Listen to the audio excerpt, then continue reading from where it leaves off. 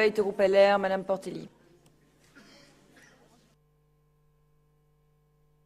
Madame la Présidente, Monsieur le Vice-président, mes chers collègues, le budget 2017 est le premier budget totalement construit par notre majorité. C'est lui qui va permettre l'accélération de la mise en œuvre des nouvelles orientations décidées depuis le début de l'année 2015. Entre 2010 et 2015, malgré des recettes en constante hausse, les investissements liés au cœur de la compétence de la région n'ont cessé de reculer.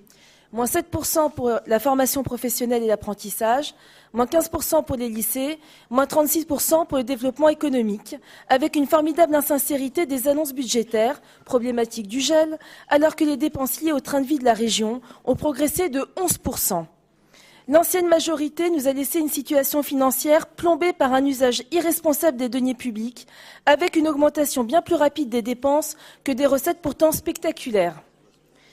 Au cours de cette première année de mandature, le nouvel exécutif a engagé un changement de culture budgétaire en montrant sa capacité à faire des économies de fonctionnement afin d'investir comme jamais tout en maîtrisant la dette.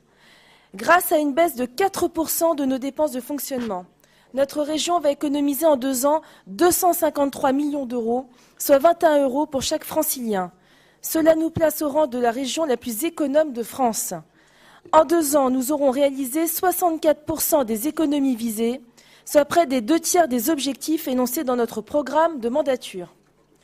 Cet effort est d'autant plus marqué que la région subit dans le même temps une baisse de ses ressources de plus de 227 millions d'euros depuis 2015, due à une baisse des dotations de l'État sans précédent et à la hausse de notre contribution à la péréquation en faveur des collectivités locales à 69 millions d'euros. Parallèlement, la région Île-de-France se montre offensive en allant chercher des fonds européens. Elle mobilisera 184 millions d'euros en 2017, soit 8 fois plus qu'en 2015.